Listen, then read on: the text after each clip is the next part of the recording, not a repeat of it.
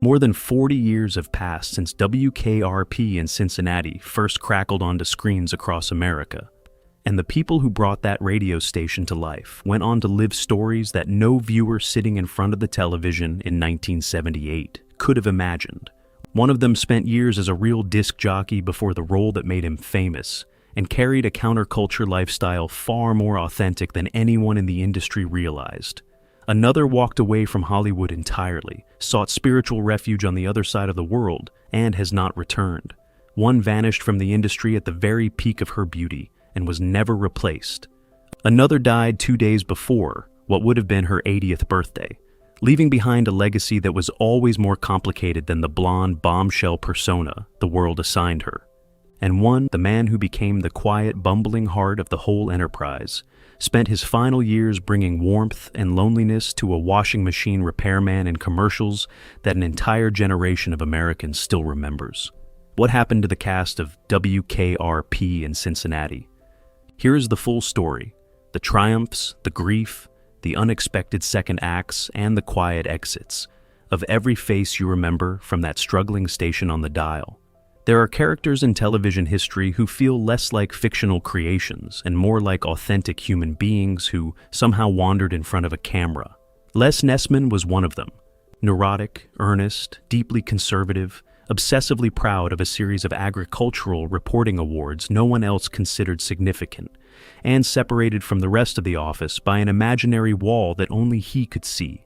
Richard Sanders brought him to life with such precise, inhabited specificity that the character became one of the most beloved eccentrics in the history of American situation comedy. He was 38 years old when the show premiered, and behind him lay a career shaped by some of the most serious theatrical training his generation could receive.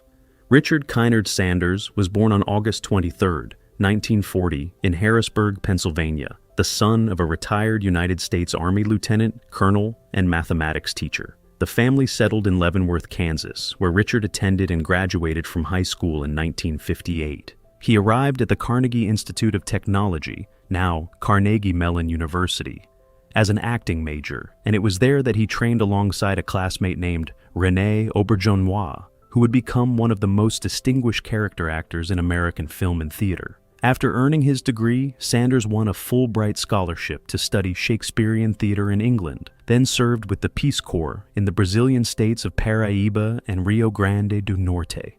It was not a conventional path towards situation comedy, and it showed in the best possible way. The role of Les Nessman arrived in 1978 and changed everything.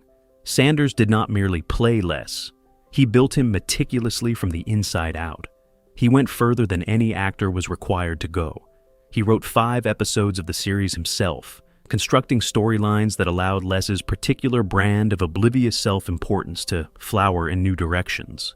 The imaginary office walls, Les's most distinctive and absurd affectation, his insistence on the invisible boundary that separated his workspace from the rest of the world, were Sanders' own invention, suggested to the writers and accepted into the fabric of the show. His Emmy nomination for Outstanding Supporting Actor in a Comedy Series confirmed what viewers already knew. Something genuinely unusual was happening in that performance. After the original series ended, Sanders reprised the role of Les Nessman in the new WKRP in Cincinnati in the early 1990s, alongside Gordon Jump and Frank Bonner. He lent his distinctive voice to the animated series Batman Beyond and to the point-and-click adventure game Day of the Tentacle, in which he voiced the character Bernard, becoming, somewhat improbably, a figure of cult adoration in the gaming world as well. He also contributed his voice to a series of national radio and television commercials, maintaining a quiet professional presence long after the spotlight had moved elsewhere. Today, in 2026, Richard Sanders is 85 years old. He retired from acting years ago and lives a private life entirely removed from the entertainment industry. The man who created the Silver Sow Award winner, the man who kept straight-faced watch over an invisible partition, the man who delivered agricultural reports with the gravity of a wartime dispatch, stepped away from all of it, quietly and completely, and has never seemed to regret a single moment of that decision. If WKRP in Cincinnati needed a villain, and it did, just not a mean one, it had Herb Tarlek, The station's advertising sales manager was crass, oblivious, relentlessly inappropriate, stubbornly devoted to polyester suits in shades that no reasonable eye should have to endure, and somehow, against all logic, completely impossible to dislike. Frank Bonner created that character with a kind of cheerful, self-aware commitment that is very difficult to manufacture. He understood precisely how ridiculous Herb was, and he played him not as a cartoon, but as a man who genuinely believed in himself, which made every scene he was in funnier and, oddly, more human than it had any right to be. He was 36 years old when the show began, and the path that had brought him to that plaid suit was one of the stranger routes in Hollywood history. Frank Woodrow Bors Jr. was born on February 28, 1942, in Little Rock, Arkansas, the son of a saxophonist father and a mother who had enjoyed a singing career in the 1930s and 1940s. He grew up Catholic in Malvern, Arkansas, graduated from high school in 1960, and joined the United States Navy, where he served in San Diego from 1961 to 1965. When he returned to civilian life, he moved to Los Angeles and supported himself working at an engine rebuilding company while acting in local theater. His film career began with a genuinely unlikely debut, an experimental independent horror film shot in 1967 called The Equinox, A Journey into the Unknown, which was reshot and re-edited and released in 1970 as Equinox, becoming a modest cult classic. He spent the following years accumulating guest appearances on television dramas, Mannix, Emergency, Love, American Style, before WKRP arrived and changed the direction of his life entirely. What is perhaps less well known about Frank Bonner is how much of his later career was spent not in front of a camera, but behind one. During the original run of WKRP, he directed 6 episodes of the series, discovering in the process that direction suited him even more than performance. After the show ended, he brought that skill to an impressive range of other productions. Who's the Boss?, Family Ties, Head of the Class, where he collaborated again with his WKRP alumnus Howard Hesseman, Evening Shade, Harry and the Hendersons, and from 1997 to 2001, an extraordinary 105 consecutive episodes of the NBC Saturday morning sitcom City Guys. In 1979, during the show's 2nd season, he suffered a serious parasailing accident at El Mirage Lake that left him with internal injuries and damage to his back, and he appeared in subsequent episodes of WKRP on crutches, the show folding the real-world limitation into the fiction with characteristic wit. In a detail that carries a particular warmth, his final marriage was to his high school sweetheart, Gail Hardage, in 2006. He was also a devoted foster parent to abused and neglected children, a fact that those who knew only the flamboyant public persona would not have expected, and which reveals a dimension of the man that Herb Tarlek would never have permitted anyone to see. The Northridge earthquake of 1994 destroyed his home, and he rebuilt on the same site rather than leave. A Canadian indie rock band named Rio Statics loved Herb Tarlek so much that they wrote a song called The Tarleks in his honor, and Bonner appeared in the music video, in full character, with unmistakable delight. In the last years of his life, Frank Bonner suffered from Lewy body dementia, a cruel, progressive neurological disease that robs its victims of the sharpest parts of themselves. On June 16, 2021, he died in Laguna Niguel, California, at the age of 79. Lonnie Anderson, his co-star, said she was heartbroken. Frank Bonner was like family, she said.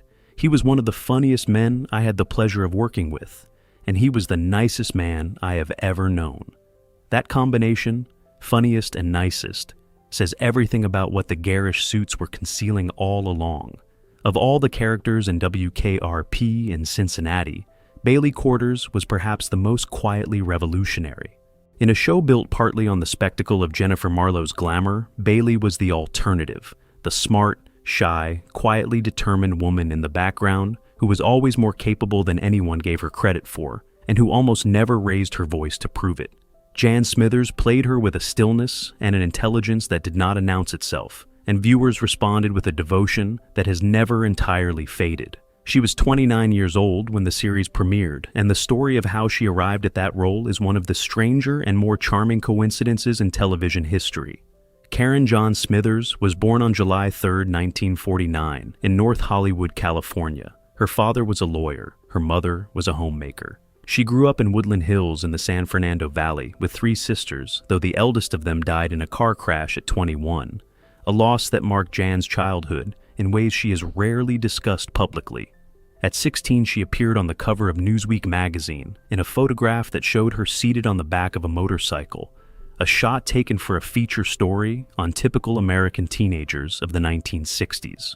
The image was carefree, natural, and entirely unposed, and it launched a modeling career that Jan had not been pursuing and had not particularly wanted. She studied art at Taft High School and then at the Chouinard Art Institute, which later became the California Institute of the Arts, before acting began to present itself as a more interesting direction.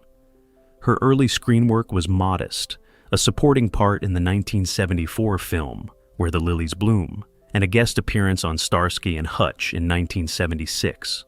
The audition for WKRP in Cincinnati was where the story took its decisive turn. Creator Hugh Wilson later explained his choice. She had been shy in the room during the audition, genuinely and unavoidably shy, and he recognized immediately that the shyness was not a liability, but the character itself. Bailey Quarters was standing right there in front of him, not performing at all. He cast her on the spot. She appeared in 86 of the show's 88 episodes. After WKRP ended, she continued working on television through the mid-1980s, with appearances in The Fall Guy, Cover Up, Murder, She Wrote, and Mike Hammer, among others. In 1986, she married actor James Brolin, becoming stepmother to his 2 sons from a previous marriage, and they had a daughter together named Molly Elizabeth. The marriage lasted until 1995. After the divorce, Jan Smithers did something almost unheard of for an actor of her visibility. She left. She moved to Halifax, Nova Scotia, and then returned to California, eventually settling in Ojai. She spent 16 years traveling repeatedly to India with a charitable organization focused on humanitarian work. She became an environmental advocate, speaking before a Washington subcommittee on energy issues. She devoted herself to meditation, spiritual practice, and the quiet life she had always seemed to prefer. Her last acting credit was in 1987. She has not appeared on screen since, and nothing suggests she intends to change that. Today, in 2026, Jan Smithers is 76 years old. She lives in Ojai, California, and by all accounts is precisely where she wants to be.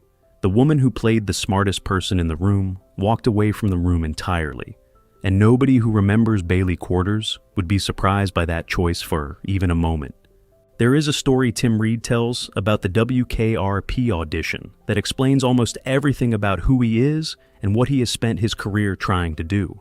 He was brought in to read for the role of Venus Flytrap, a coolly exotic disc jockey with an aura of mystery, and his first response to the character as written was not excitement, but fury. He walked into the room and told creator Hugh Wilson directly that the character as originally conceived was a stereotype, a caricature, and that he would not play it.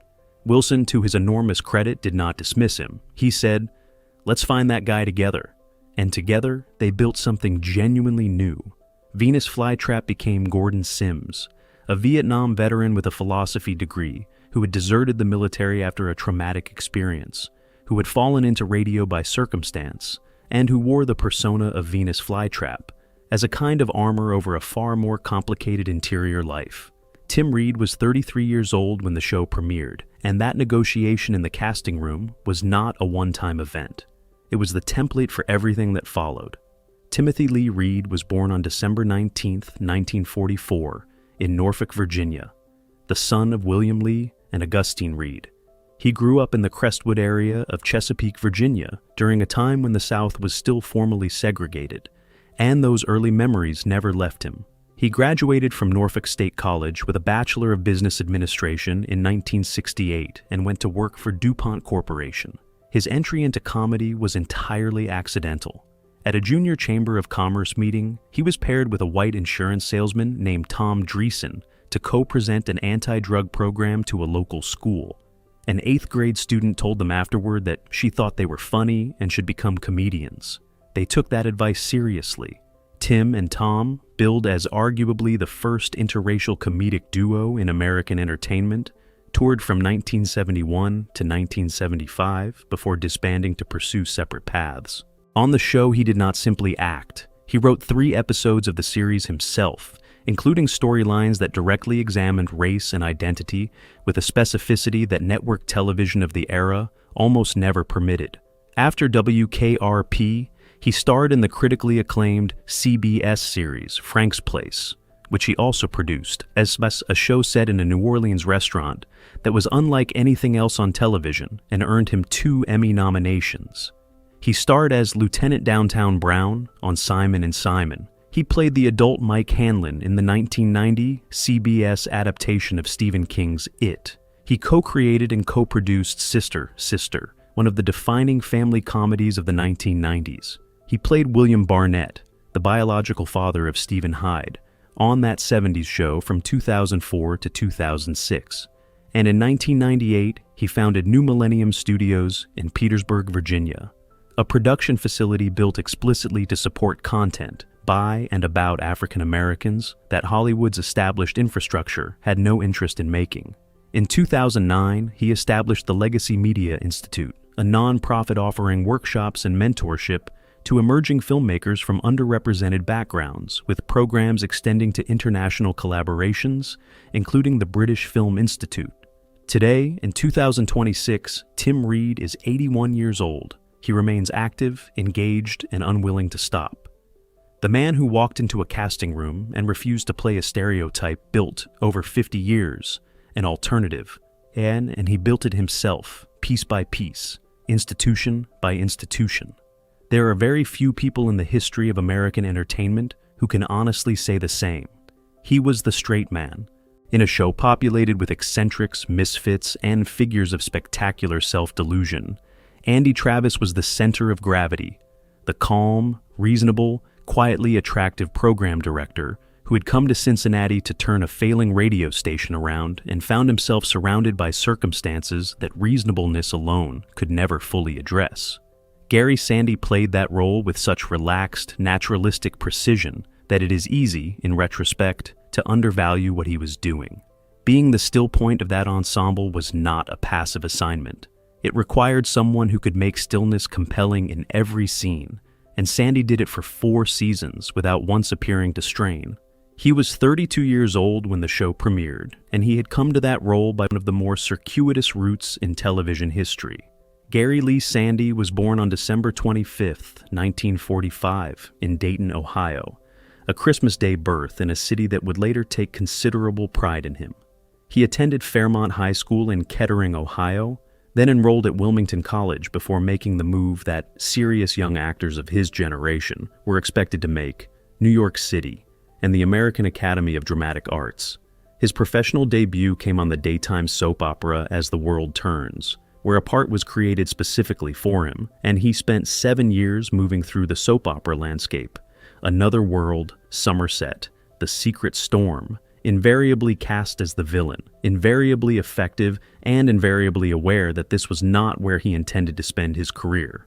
He made his Broadway debut in 1974 in Saturday, Sunday, Monday, directed by Franco Zeffirelli. He appeared in Norman Lear's short-lived All That Glitters in 1977. And then WKRP arrived. Sandy was, by his own account, deeply aware of the irony of what the show eventually did to him professionally. He had taken the role partly to escape the villain, typecasting of his soap opera years, and had accomplished that, only to typecast him in a different way.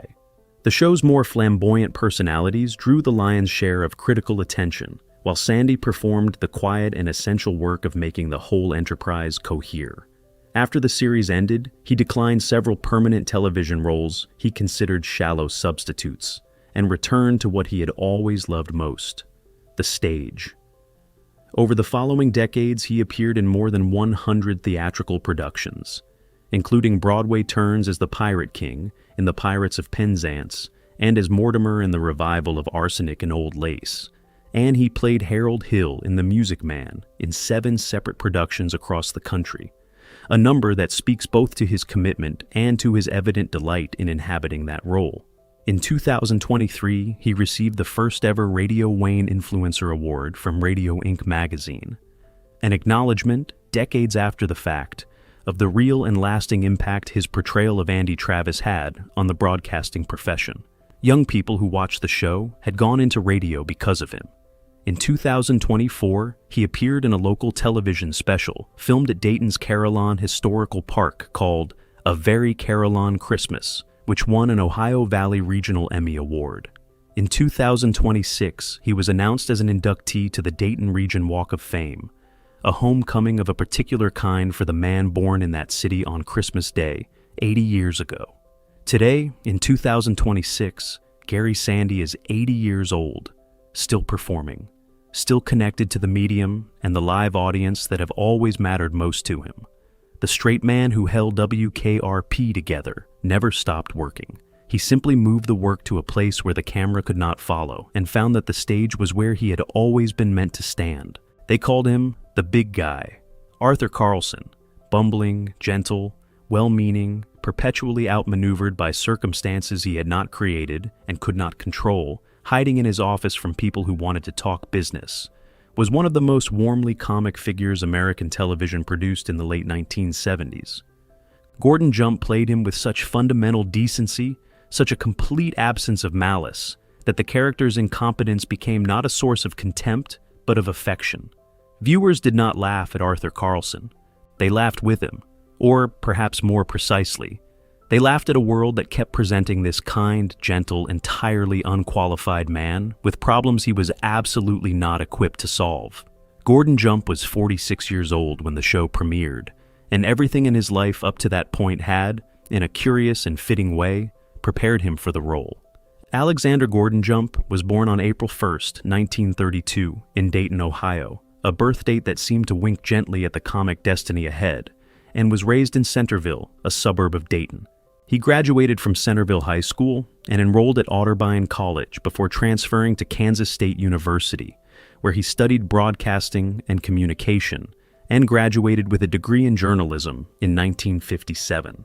His earliest professional career was spent behind microphones and cameras at radio and television stations in Topeka and across Ohio, hosting children's programs, delivering weather reports, writing, and producing content. This was not merely biographical background. It was the actual texture of the man who would later make Arthur Carlson's relationship to a radio station feel so lived in and so strangely plausible.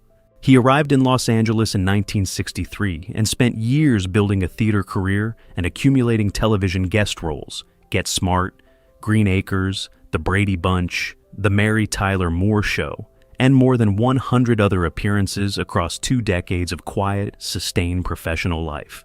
He was not the producer's first choice for Arthur Carlson. That had been Roddy McDowell, who was unavailable. And it is one of the more consequential pieces of casting luck in the history of the American sitcom that the role fell to Jump instead. What defined Gordon Jump as a man, as much as any professional achievement, was his faith. He had converted to the Church of Jesus Christ of Latter-day Saints in the 1960s, and his religious convictions were not a private matter he kept separate from his work.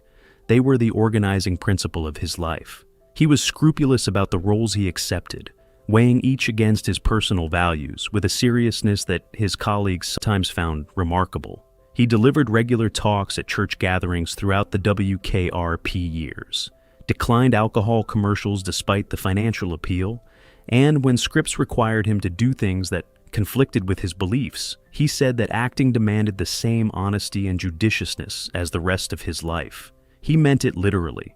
Perhaps his most daring professional decision came in 1983, when he accepted the role of Mr. Horton in a 2-part episode of Different Strokes titled The Bicycle Man, a bicycle shop owner who attempts to molest the child protagonist. Jump took the role specifically because he believed television had a responsibility to address the reality of child predation, and he was willing to absorb the discomfort that the performance produced in audiences who associated him entirely with Arthur Carlson's endearing incompetence. It was an act of courage, and it is easy to overlook. In 1989, he took over the role of the Maytag repairman, the lonely repairman, whose solitude derived from the fact that the company's appliances never broke down, from Jesse White, who had originated the role in 1967.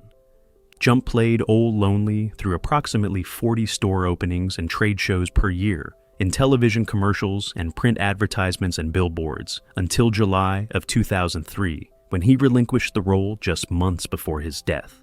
He also appeared in the 9th and final season of Seinfeld as George Costanza's boss at a playground equipment company, a small role, but one that connected him to a new generation of viewers in a new era of comedy.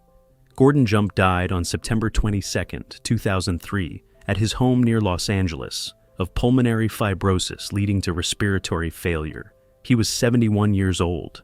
The man who made bumbling seem like a form of grace, who made viewers love a character precisely because of his limitations, left behind a legacy that asks something interesting. What if the most human thing about a person is the gap between what they intend and what they manage to achieve? Arthur Carlson and Gordon Jump behind him answered that question not with tragedy, but with something closer to tenderness. And the line he delivered in the show's most famous episode, "As God is my witness, I thought turkeys could fly," is one that American television will not forget for as long as the medium endures. He was not playing a character. That is the most important thing to understand about Howard Hesseman's portrayal of Dr. Johnny Fever, the burned-out, shades-wearing, countercultural disc jockey who had been fired from his last job for saying the word booger on the air, and who found in the chaos of WKRP something that resembled, if not exactly a home, then at least a place where his particular form of ruin was recognized and accepted. Hesseman had actually been a disc jockey. He had worked the underground FM station KMPX in San Francisco in the 1960s, in the same world and the same moment that Johnny Fever was supposed to have come from. When he walked into the audition, stepping in at the last minute for Richard Libertini, who had withdrawn, director Jay Sandrich recognized immediately that something unusual was happening. He knew exactly what he was doing, Sandrich said years later. He just stepped in and killed it. He was 38 years old when the show premiered, and the character he built over 4 seasons became one of the most honest portraits of a specific American type that network television has ever produced. Howard Hesseman was born on February 27, 1940, in Lebanon, Oregon. His father was an auto parts salesman and a musician. His parents divorced when Howard was 5, and he was raised by his mother and his stepfather, who was a police officer. After graduating from Silverton High School in 1958, he spent time at the University of Oregon before leaving for San Francisco, where the world was more interesting and more open. He landed a disc jockey position at KMPX, one of the first underground rock stations in America, and fell in with a crowd that was making performance and comedy into something genuinely new. He became a key member of The Committee, a San Francisco-based improvisational comedy troupe, alongside fellow future television stars David Ogden Stiers and Rob Reiner, that performed regularly on the Smothers Brothers Comedy Hour and became one of the defining alternative performance groups of the late 1960s. He also carried in his personal history something that Johnny Fever would have recognized without comment.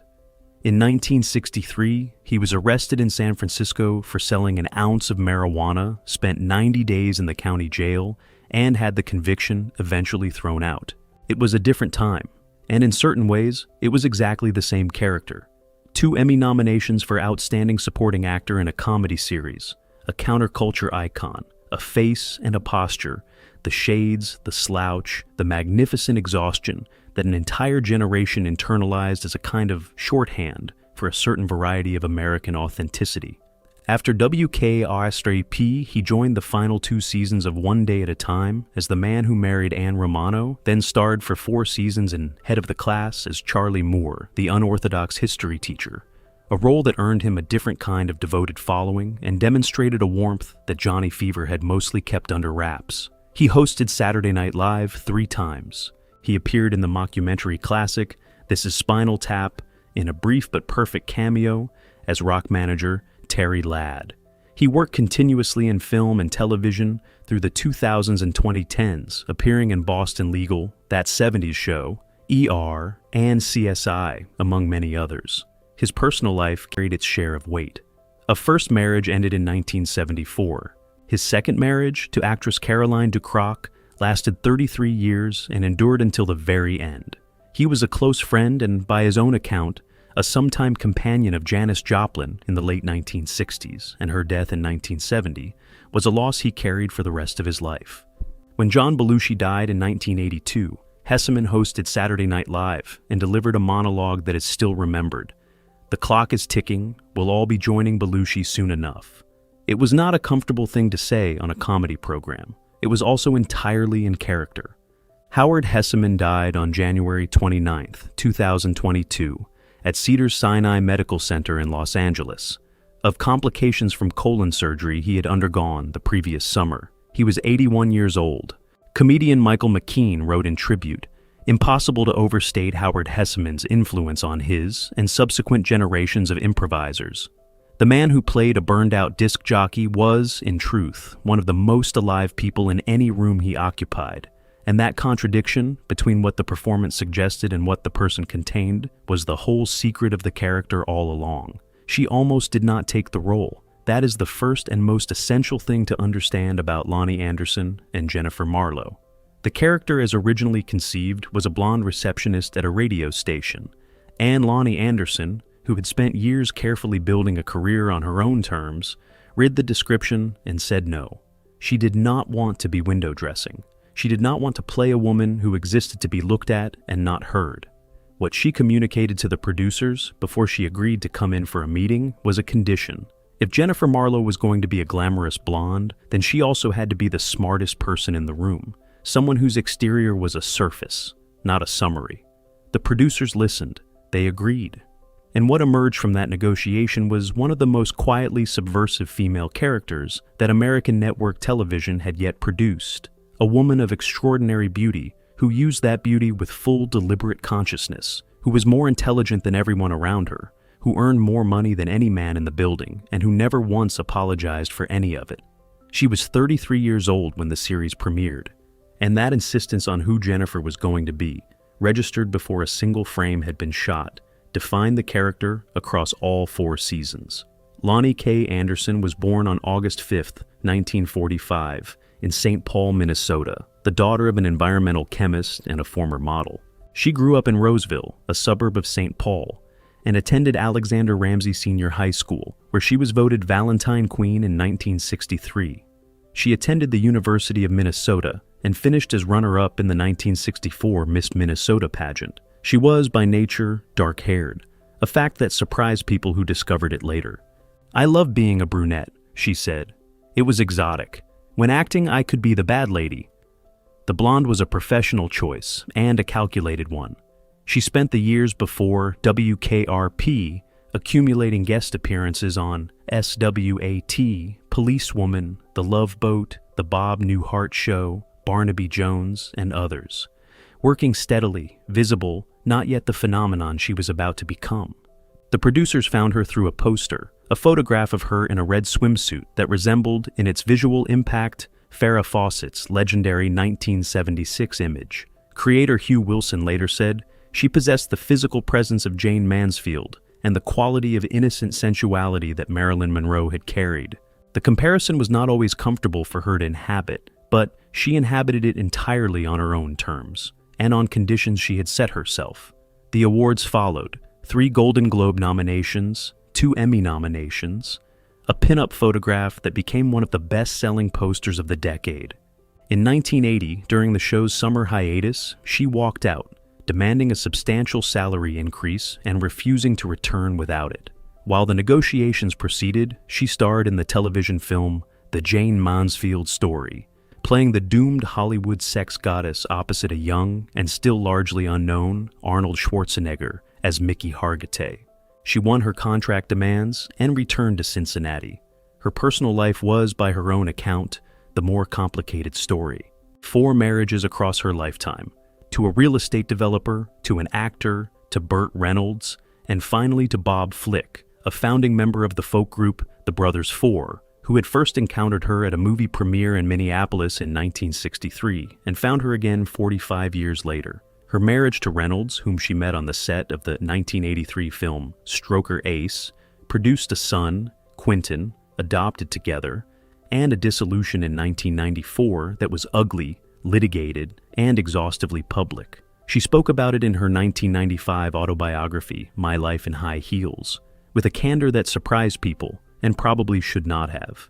Jennifer Marlowe was always the smartest person in the room.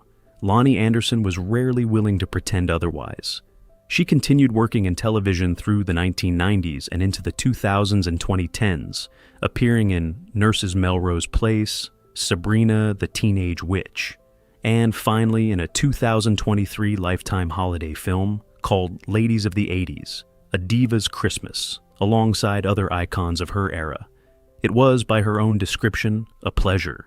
In August of 2025, she became gravely ill. On August 3, 2025, Lonnie Anderson died at Cedars-Sinai Medical Center in Los Angeles of metastatic uterine leiomyosarcoma. She was 79 years old, 2 days exactly before what would have been her 80th birthday. She is interred at Hollywood Forever Cemetery.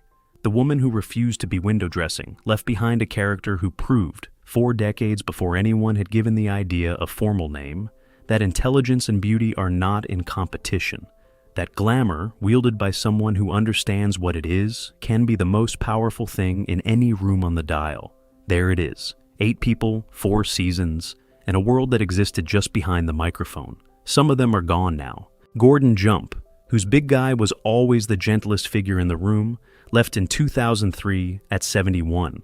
Howard Hesseman, who brought the authentic lived-in grit of the counterculture to a network sitcom and made it look effortless, left in 2022 at 81. Frank Bonner, who gave Herb Tarlek's garish suits a soul, left in 2021 at 79. And Lonnie Anderson, who negotiated Jennifer Marlowe into existence before agreeing to play her, left in August of 2025, 2 days before her 80th birthday. Those still with us carry the show's legacy in different ways. Jan Smithers tends her garden in Ojai and travels no more red carpets. Tim Reed builds institutions in Virginia that the industry should have acknowledged long before now. Gary Sandy performs Harold Hill for the 7th time in some American city, where the Music Man is exactly what people came to see. Richard Sanders, 85 years old and long retired, lives quietly in the knowledge that Les Nessman's imaginary office walls are still standing in the memory of everyone who loved that station on the dial. What WKRP in Cincinnati understood, what made it different, what made it matter, was that the people inside a radio station are not glamorous. They are frightened and funny and deeply, sometimes devastatingly human. The signal goes out into the air and disappears. The people who sent it remain. Tell us in the comments, which of these stories surprised you most? And which character do you remember first when you think of that station in Cincinnati? If you want to keep finding the real stories behind the classic shows and the people who made them, subscribe to this channel and ring the bell. Every week, we go past the screen and into the life.